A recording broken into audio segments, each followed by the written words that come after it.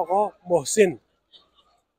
موقعیت ما قرار داره فعلا در مرکز شهر آمبورگ کشور آلمان هستیم. از اینجا میگذشتیم یا استاد بودیم که این همزبان ما با هم کلام شدیم و صحبت های ما کمی بالا شد، گفت در بخش سیاسی یا در سوشل میدیا هم فعالیت داره و یک اشاره دیگه ایشان هم رساند که در بخش سیاست افغانستان هم کموچون فعالیت داشته. از این خاطر ما میخوایم یک چند سوالی کنیم ببینیم که این دوست ما چی جوابهایی داره یا خودش چی پیامهایی از طرف شبکه ما و شما داره.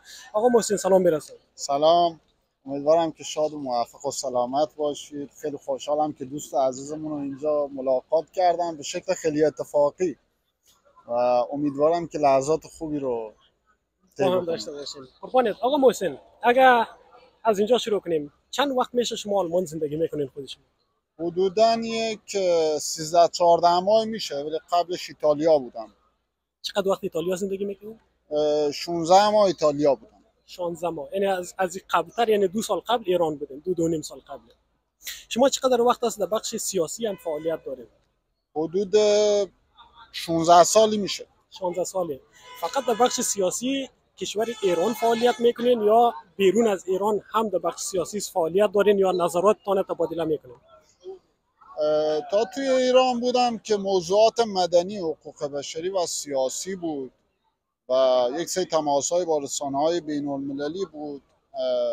چون که توی زندان بودم خیلی از فعالیت‌ها رو نمیتونستم داشته باشم، ولی بعد از اینکه از کشور خارج شدم بسیار تونستم گسترش بدم و اون مطالب مورد نیاز سیاسی رو با جامعه بین‌الملل در میون بذارم. در میان بگذاریم. بسیار خوب. شما کدوم شهر ایران زندگی میکردین اگه اجازه باشه سوال کنم؟ خواهش میکنم. من شهرستان بهبان، استان خوزستان. استان خوزستان. اون جایی که شما زندگی میکردین آیا روابط شما با افغان‌های ما هم بود یا خیر؟ بله، من اتفاقا دوستان زیادی داشتم، باهاشون هم صحبت شدیم، نان نمک هم خوردیم، حتی مهمانشون کردم اومدن خونه ما و روابط خیلی دوستانه داشتم با دوستان خوب افغانستانیمون. هموطن ما هستن، همزبانان ما هستن و حتی در طول فعالیت هایی که داشتم، همین جلساتی که در خصوص به رسمیت شناخته شدن طالبان بوده، تماسهایی با مقامات و مسئولین عفو بین الملل و سازمان ملل متحد و رسانه‌های بین المللی داشتم که با توجه به اون آپارتاید جنسیتی که در کشور افغانستان در حال شکل‌گیری از طرف طالبان هستش، این امکان فراهم نمیکنه که شما بخواید اونو مثلا با کدوم گروه‌های در تماس بودین؟ این تماس شما یا این صحبت‌های شما در چی موردی بوده؟ ببین، بیشتر این فعالیت ما در خصوص نقض حقوق بشر، آپارتاید جنسیتی، تبعیض جنسیتی و عدم رعایت حقوق انسانی هستش. یعنی مقصد شماست که گروه طالبان که حالا در سیاست هست اینها حقوق بشر را زیر پا میکنه؟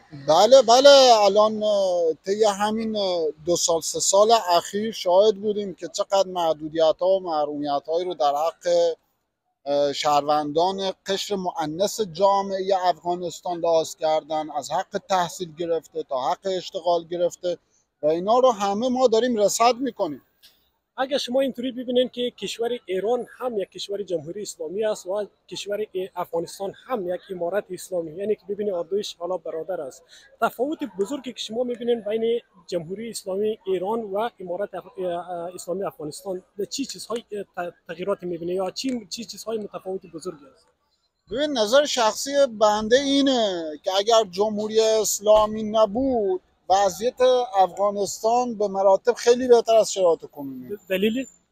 دلیلش اینه که حمایت هایی که از طالبان کرده طی حدود 2 دهه اخیر که منتهی شد که طالبان بیاد سر کار، اگر جمهوری اسلامی نبود همین آقای اشرف غنی میتونست خیلی گشایش ها رو به وجود بیاره.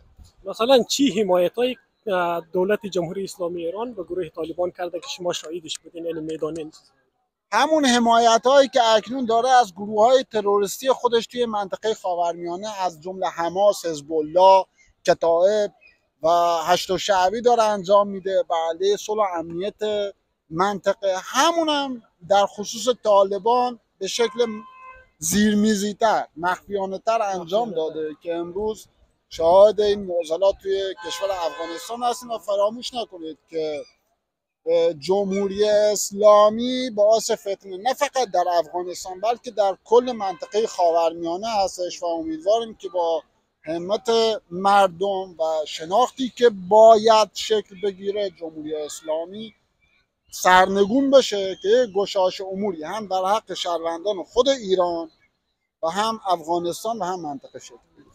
بسیار خوب عزیز دل، اگر از یک سوال دیگه کنیم، بخاطر شما گفتین وقتی که شما در ایران بودین هم فعالیت ها داشتین و در خوزستان که زندگی میکردین هم با افغان های ما در روابط بودین، مهمان کردین، در سفره همدیگر نشستین، ولی که خود شما میدانین که سال هاست در افغانستان نه در ایران افغان های ما این امکانات نداره، خیلی هایشان البته که درس و تحصیل کنند یا اقامه بگیرن.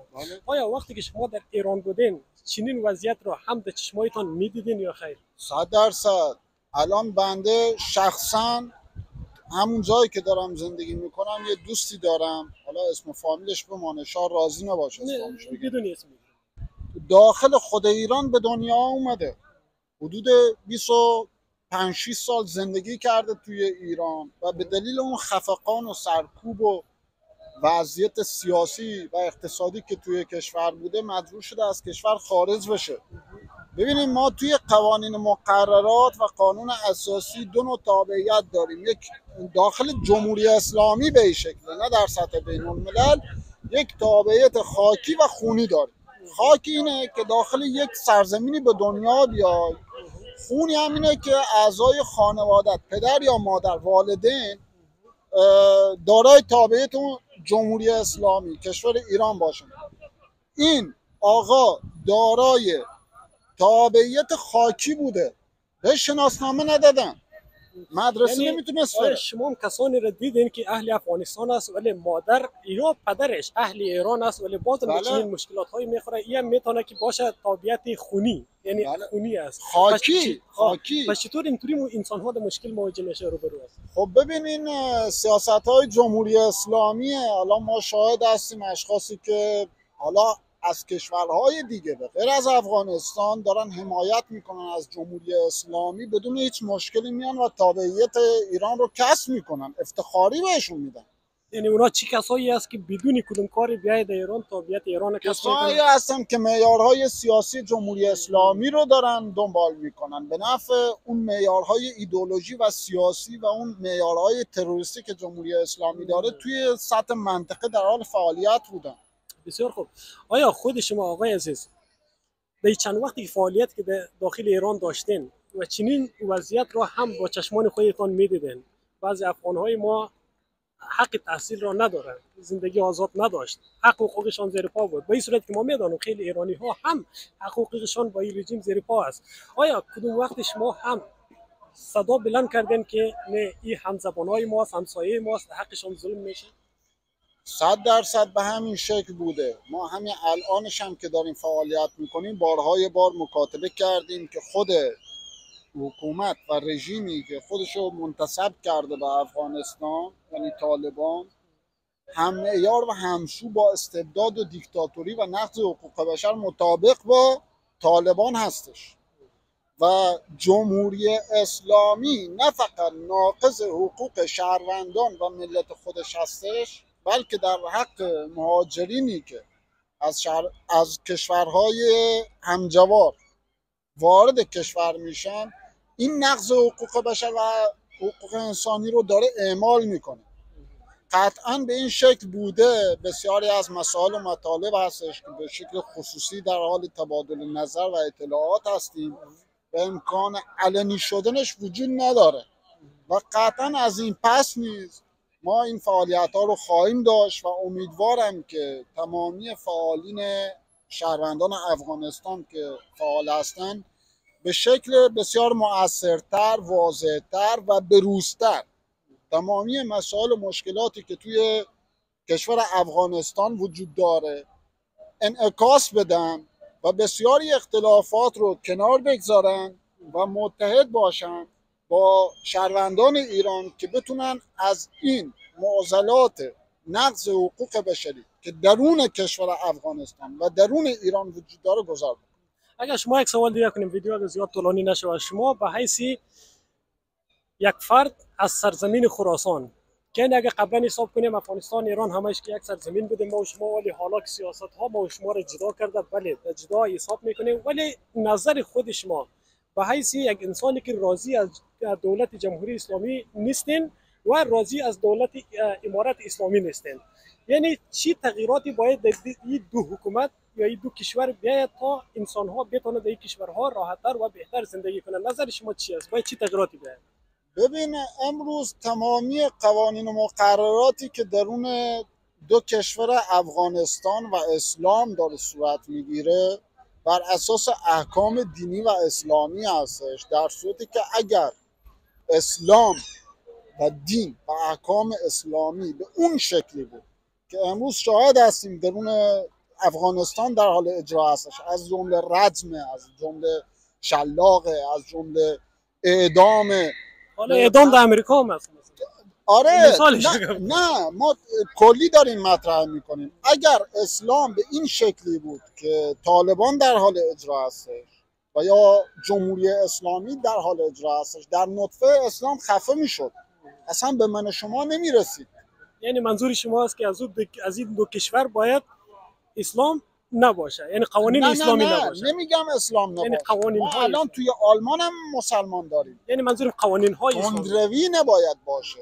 عرصه سیاست، مراودات بین المللی، رعایت حقوق انسانی و حقوق بشر یک معقوله جداست، عرصه دین و مذهب یک معقوله جدا. آفرین، حالا بسیار خوب فهمیدم. منظور شما است که سیاست از دین باید جدا باشه؟ بله 100%. ببینید شما وقتی که میخواید در یک جامعه بین المللی مراودات و تعاملات داشته باشی، بسیاری از کشورها مقید به دین اسلام نیستن، باید خودتو تطابق بدی با نیاز روز جامعه بین الملل و بر اساس اون فعالیت داشته باشی، نه بر اساس احکام دینی خودت.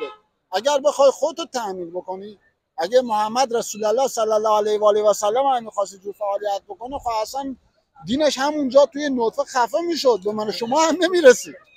صحیح یا نه؟ بسیار خوب بسیار خوب. در آخر ویدیو اگر یک سوال دیگه کنم، ما و شما شاعرهایی داریم که با هم است، درست است؟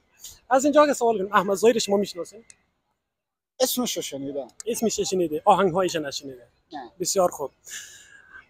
مولانا را خوب میشناسین؟ مولانا بله. مولانا با کجا به دنیا آمد و در کجا به خاک سپرده شد؟ یاد شما است؟ ببین فعالیت‌های بنده توی عرصه دیگه بوده، سیاسی بوده. یک تاریخی است. من نه، در این خصوص اطلاعات زیادی ندارم. اطلاعات زیاد نداره؟ نه. بسیار خوب. خب درسته، سوالای بیشتر نمیکنیم. اگر خود شما گفتنی هایی دارین، پیام هایی در ملت ایران دارین، در ملت افغانستان، چرا که ما میدانیم تعداد زیادی است بیننده هایی داریم از کشور ایران است، افغانستان، تاجیکستان، اینها هست که ویدیوهای ما رو یا صدای ما رو میشنوند. پیامی دارین در خدمت شما. امیدوارم که دوستان، هموطنان و هم نوعان ما، هم زبانان ما هرچه سریعتر به یک گشایشی در امورات برسند و این تحمیل‌های نقض حقوق بشری که از طرف حکام داره صورت میگیره خاتمه پیدا بکنه و بتونیم آینده درخشانی رو داشته باشیم، چرا که با این شرایطی که امروز در افغانستان و ایران شاهد هستیم قطعا آینده تاریکی در انتظار ما خواهد بود و آرزوی قلبی من اینه که این روند استبداد و دیکتاتوری و محدودیت هر چه سریعتر خاتمه پیدا بکنه. بسیار خوب. اجازه است یک سوال دیگه کنم، چرا که یک سوال در ذهن ما اومد؟ اجازه است؟ بفرمایید. در این اواخر ما و شما هم شاهد بودیم که رئیس جمهور ایران هلیکوپترش سقوط کرد. بله. آیا به نظر خودت این میتونه باعث شود که تغییرات در خاک ایران بیاید یا خیر؟ ببینید درون کشور ما تصمیم گیرنده اصلی رهبریه، خامنه ایه. رئیس قوه مجریه مانند رئیس قوه قضاییه و رئیس قوه مقننه یک مجری هستش که سیاست‌های تعیین شده از طرف رهبری رو اجرا میکنه، هیچ تأثیری نداره. هیچ تأثیری نداره. مثلا مثل ایالات متحده آمریکا یا خود آلمان یا سایر کشورهای دیگه نیست که مثلا یک شخصی که راستگرا یا چپگرا یا متعادل هستش بیاد سر کار و یک سری سیاست‌های دنبال بکنه. کل نظام‌های استبدادی و دیکتاتوری یک مسیری رو دنبال میکنه، مانند جمهوری اسلامی که تبیین کننده سیاست‌های کلی اون رهبریه. به نظر شما این میتونست یک اتفاق باشه یا کدوم راهجویی بود؟ اگه میتونید سوال بده، اگه جواب بدن، اگه بگین نه جواب نمیدن مشکل نیست. خب ببین اگه من بخوام واقع نظر شما نظر من ترور بوده. این میتونه کار خود جمهوری اسلامی ایران باشه یا کار بیرون؟ نه دیگه اینو دیگه نمیتونم جواب بدم. نمیتونم جواب بدم. مهم نیست. مشکل نیست. یک سری اتهاماتی بهم وارد میشه. نه ما نمیخوایم اصلا اتهاماتی وارد نشه. همون خاطر میگیم سوالای جواب دادین، جواب میدین، ندادین هم ما ناراحت نمیشیم. قربان سر شما عزیز. یک جان سپاس. خوش شدید. امیدوارم آزادی افغانستان و ایران. زنده باد انسانیت. قربانت عزیز.